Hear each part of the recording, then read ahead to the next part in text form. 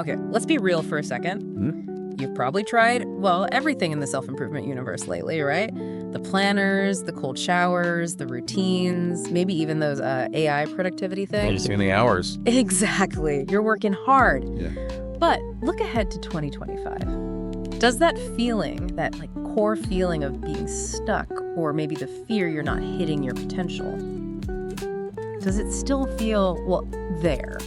That struggle to stay focused, to silence the doubt, to actually feel capable with all the noise. What if the real issue isn't the strategy, but something deeper, like your actual brain wiring? It's feeling so many people are dealing with, especially now. I mean, the world outside is moving so fast. It changes, like weekly with new tech, market shifts, and that internal operating system. Right. Yeah, it can feel like it's running on dial-up when everything else is fiber optic. Our source material for this deep dive actually tackles exactly this, and it pulls a pretty surprising perspective from somewhere maybe you wouldn't expect. Right. Welcome, everyone, to a deep dive. We're digging into a collection of insights that, well, they reframe principles from Norman Vincent Peale's The Power of Positive Thinking. Yes, that book. Classic. But specifically for the unique challenges and maybe the wild opportunities facing entrepreneurs, creators, really anyone trying to navigate things heading into 2025. And our mission today really is to cut through maybe some assumptions you have about positive thinking. We want to pull out the core mechanics Peale identified for, fundamentally shifting your internal state. Okay. We're looking at how these can be used, like tactically, right now, to upgrade your internal OS for this hyperspeed, AI-driven world we're all in. It's not about pretending, it's about actual, concrete brain rewiring. Yeah, intentional rewiring. We're going to unpack how you might rewire your brain for real focus, when every notification is screaming for attention. How to build that emotional calm so you make good decisions, not just react out of fear. That's crucial. And maybe obliterate that fear of, visibility or failure that stops you from making those big moves. Basically, how to install these automatic success circuits so your brain defaults to finding opportunity, not, self-sabotage. Giving yourself an internal edge for 2025. An unfair internal advantage, yeah. Yeah. So let's unpack this. So the source material really makes this compelling case. It says the core mechanics Peale talked about, they're not just relevant in 2025. You could argue they're more essential than ever. Which is interesting because when you hear the power of positive thinking, you might just think, okay, happy thoughts, got it. But the source says no, the underlying principles about radically changing your internal state are, profound. And it reframes them as actual tools for this 2025 environment. Precisely. I mean, think about it. The source points to the constant digital distraction, right? The insane pace of AI, market swings, the psychological weight of being a creator. Yeah, it's a lot. All these pressures demand an internal system that can actually handle them. And it argues Peale's methods, if you look at them the right way, aren't just abstract philosophy. They're more like a process to hardwire a more resilient, effective identity, a better belief system, right into your brain. Okay, so it's literally reprogramming, not just wishing. And the first big idea the source pulls out is this mental rehearsal thing. Mental rehearsal equals future memory, which can apparently speed up getting what you want, faster progress. Yeah, and it's not just passive visualization. It's presented as actively training your brain, like an athlete trains their body. Okay, that's a key difference. Huge difference. The source actually quotes Peale directly here. He says, formulate and stamp indelibly on your mind a mental picture of yourself as succeeding. Hold this picture tenaciously. Never permit it to fade. Your mind will seek to develop this picture. Wow, stamp indelibly. That's strong. It is. And he adds, the thought will become so powerful that it will tend to assure success. The source mentions these ideas on pages 23 or 115 of his book, if you want to look them up. Your mind will seek to develop this picture. That's really interesting. So how does this apply right now? Why is it so urgent for navigating 2025? Well, think about 2025. The path forward. Yeah. It isn't exactly clear or stable, is it? No, definitely not. AI changes the rules daily, markets pivot overnight. You can't just rely on some fixed external map anymore. So your brain needs a really robust, dynamic internal navigation system. Just saying, I want to make X amount isn't enough detail. Well, not specific enough. Right. Your brain needs that high-def movie, a really vivid, detailed future memory. What does succeeding actually look like, feel like, sound like? What steps are you taking? This is absolutely vital when you're trying to innovate or launch something or pitch or just put yourself out there as a creator. You have to sort of preload that success path. So your brain has the map installed before you hit the confusing parts. Okay. And the source gives an identity action plan for this. They call it the 2025 Victory Visualization Protocol. Starts with a daily pre-mortem and success scripting. Just 10 minutes in the morning. Right. So you pick one thing. The single most critical task or goal for that day that moves you closer to your 2025 vision. Maybe it's writing the script for that AI tutorial video you need to make. Or prepping that investor pitch deck. Exactly. Or maybe finalizing a key feature for your software. Just one critical thing. Okay, then comes the vivid rehearsal part. Yeah. Close your eyes, maybe take a few breaths, and just fully immerse yourself in it. See yourself nailing that presentation, right? See the investor nodding along, feel the handshake. Feel the confidence. Yeah. Or see yourself hitting publish on that video, reading positive comments, feeling that satisfaction of actually sharing something valuable. And the source really emphasizes Peele's point here. Your mind will seek to develop this picture. You're actively training your brain, building the neural pathways for that success before it happens. Okay, but what about problems? Things go wrong. And this is where it gets really tactical for Tom 25, the obstacle flip. You briefly and calmly visualize one potential 2025 style obstacle that might pop up with that specific task. Maybe your internet cuts out mid-pitch, or a piece of software glitches, or you get a negative comment right after posting something. Okay. Then you vividly rehearse yourself calmly, creatively, effectively overcoming it.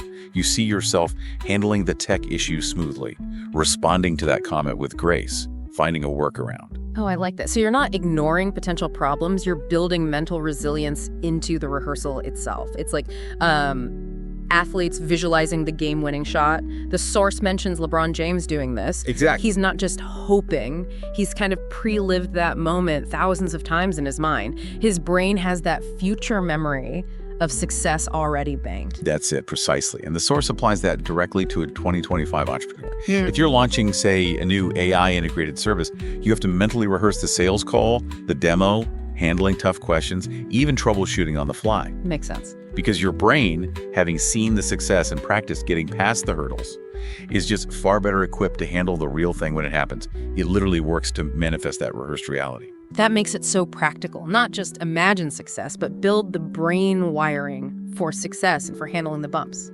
Okay, that's really powerful. Now, the source shifts to something that feels maybe a bit raw. It says that our brains are basically wired with this default addiction to failure and inferiority. Yeah. That hits home and it feels kind of heavy. How does Peele deal with that? And why is this particular thing so critical now? It is heavy, you're right. And the source argues it's a huge blocker for modern entrepreneurs and creators. Peele, well, he tackled it head on.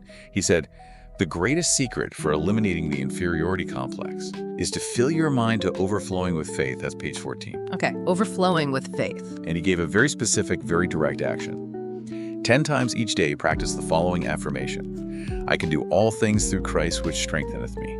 This page 23, rule 7. Right. Now, obviously, Peele used specific religious language there, through Christ, which connected with his audience back then. But the source seems to reframe it for today, right? Saying the principle is about systematically, like relentlessly infusing your mind with profound faith. Exactly. And you can interpret that faith in different ways, like belief in a higher power or your own potential, or maybe just the strength within yourself. It's about channeling supportive forces, however you define them. Precisely that. And the 2025 urgency here is huge. Imposter syndrome, it's rampant. In the creator space, in tech, everywhere. Every time a new AI tool drops or an algorithm changes, it's so easy to feel like I'm not enough, I'm falling behind, I'm going to fail. Totally. That comparison trap. Yeah. And your brain, it's wired for survival, right? So it focuses intensely on potential threats, past mistakes. It creates that failure feedback loop you mentioned. And the source argues that those weak, generic, I am awesome affirmations, they just get flattened by this deep wiring. I don't stand a chance. Not really. You need a systematic, relentless infusion of deep belief. Call it faith, certainty, capability, whatever resonates. Yeah. But it has to be consistent to counteract that default negativity. Systematic and relentless, not just casual. Okay, so the identity action plan for this is the Peele Power Affirmation Cycle. Step 1, craft your core 3 I can statements. Inspired by Peele's idea. Yes, and crucially, these aren't just like nice thoughts. The source really emphasizes they have to be powerful.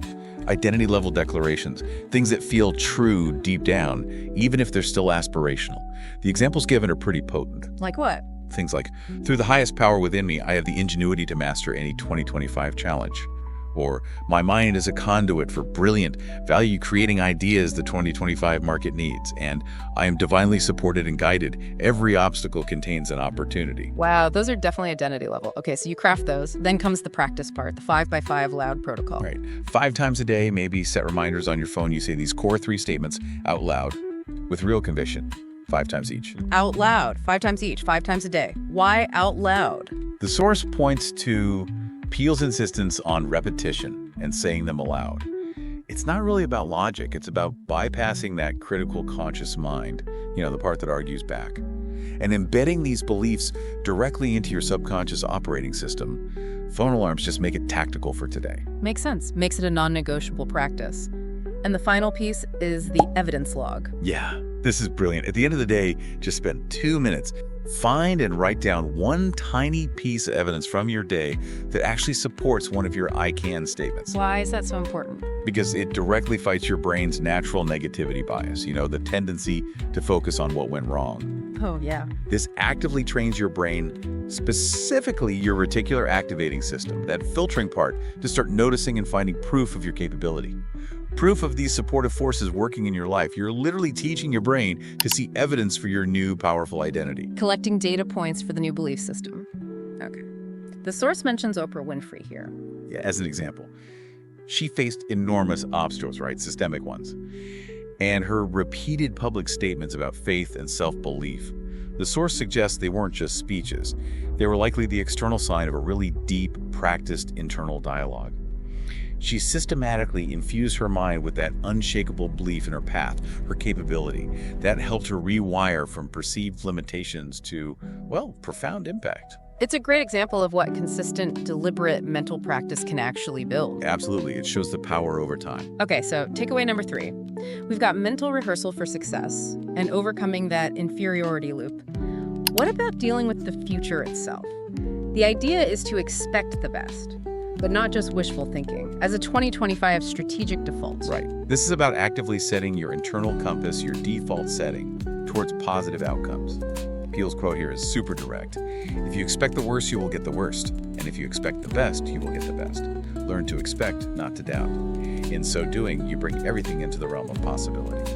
That's from the Chapter 7 header, page 104. That feels incredibly relevant right now. I mean, the volatile global stuff, the constant news cycle, just information overload, it all breeds anxiety, doesn't it? And a default expectation that things will probably go wrong. It really does.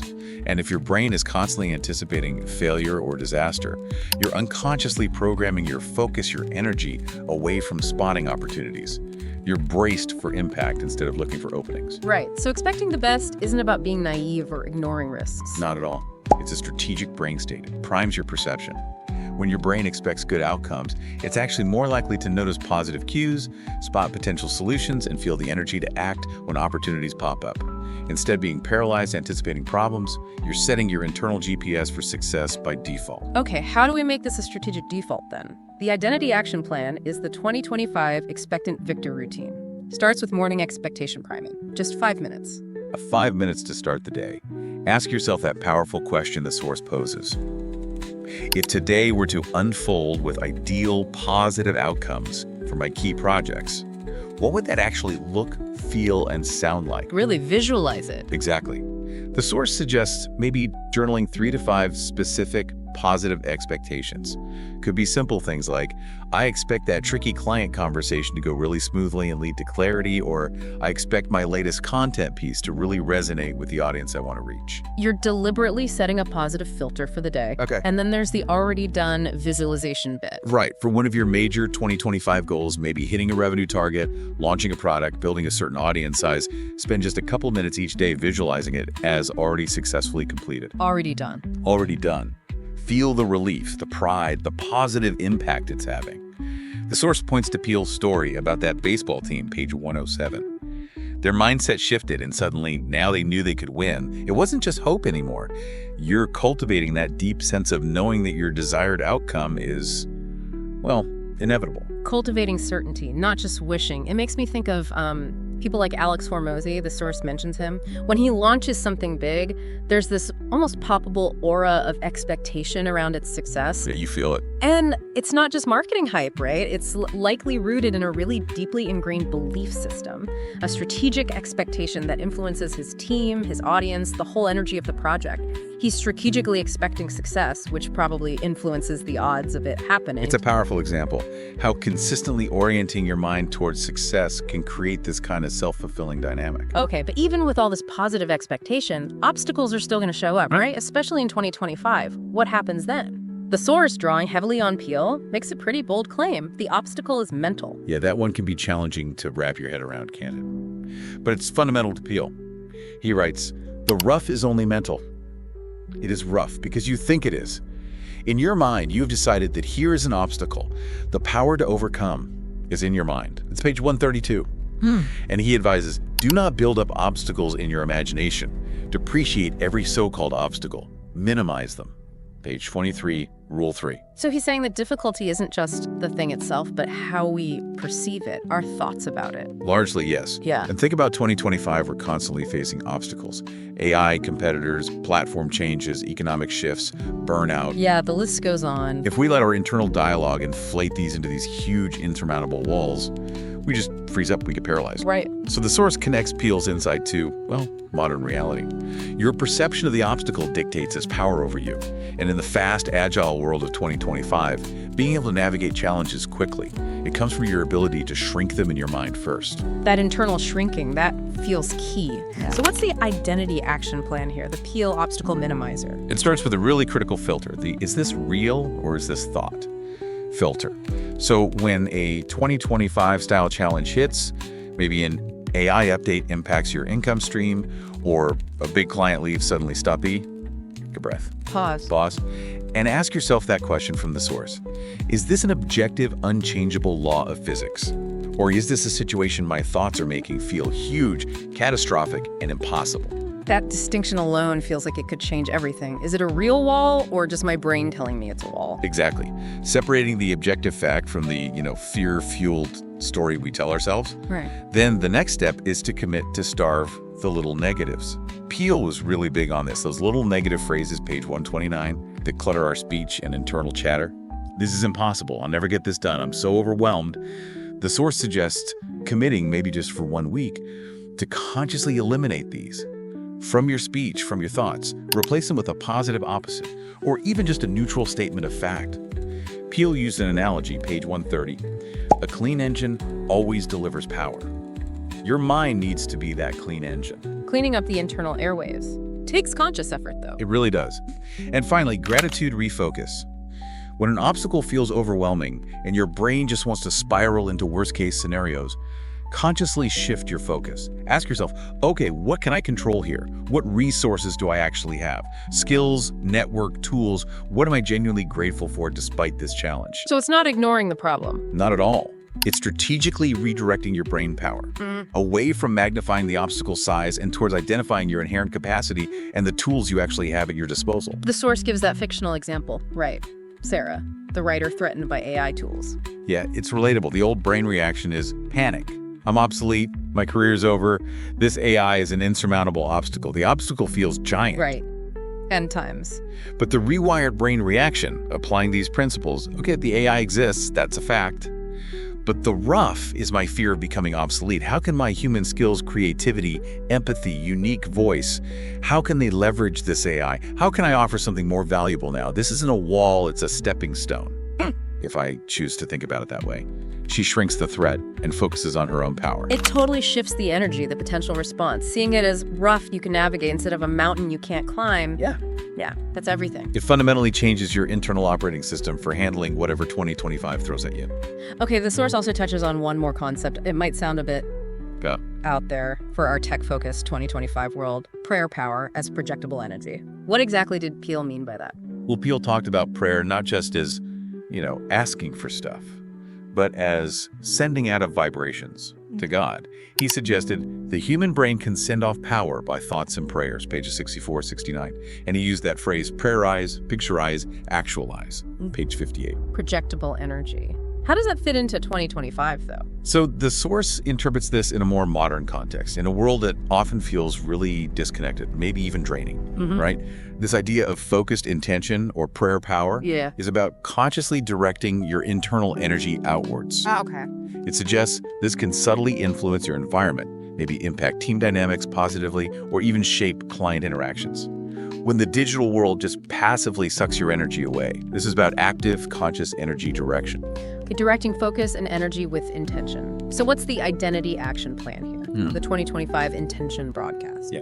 It involves targeted intention setting, maybe daily.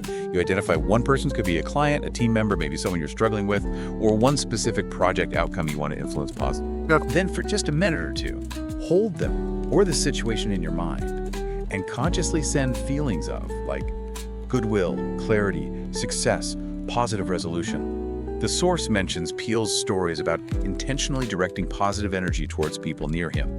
The principle is focused, outward, positive intention. So it's about consciously sending that positive energy, not just like having it internally. Exactly. And then applying that prayerize, picturize, actualize loop for your bigger goals. Prayerize. Clearly define your goal to whatever higher power or supportive force resonates with you. Picturize.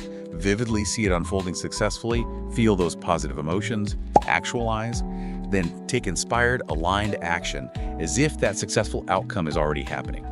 You still work hard, obviously, but your actions are fueled by that strong intention and expectation. So it's not passive wishing. It's directed energy that informs smart action. The source suggests we see echoes of this in the real world, right? Like how a leader's genuine belief in positive energy can actually lift a team's morale. Improve performance, create a better atmosphere. It's subtle, maybe, but it can be a powerful, energetic advantage, especially in a demanding environment. Wow. Okay, it's been a really deep dive. We've pulled some incredibly practical principles, maybe counterintuitive from a modern tech perspective, but pulled them from a timeless source and reframed them specifically for our 2025 reality. Yeah. And the core message feels really urgent. If you feel stuck, maybe look inwards first. You might just be running on an outdated internal operating system, one designed for a different time. Absolutely. And thriving in this high-stakes, fast-changing world of 2025. It isn't just about getting the newest external tools or strategies. It's fundamentally about taking radical conscious control of that internal programming. Right. Norman Vincent Peale's work, when you look at it through this lens, gives us these really powerful master keys for that rewiring. Stop letting external chaos dictate your future. Start rehearsing your victories with those vivid mental pictures. Stop letting fear and inferiority hold you back. Start systematically flooding your mind with unshakable belief in yourself and supportive forces. Stop defaulting to expecting failure. Make expecting the best your brain's strategic default setting. And stop seeing obstacles as impossible walls. See them as mental rough that your rewired thinking can absolutely clear. And the power Peale talked about, it isn't some mystical thing you can't access. The source argues it's a fundamental, trainable, rewirable capacity inside your own brain. It's about intentionally building a mental OS that actually works for your future, not against it. Your most powerful, capable 2025 self. It's not some distant dream. The source basically says it's right here, inside you, just waiting to be intentionally wired into existence. And applying these principles consistently, even starting small, can really profoundly shift your experience and ultimately your results. So as you think about this deep dive, here's a provocative thought for you, straight from the implications of this material.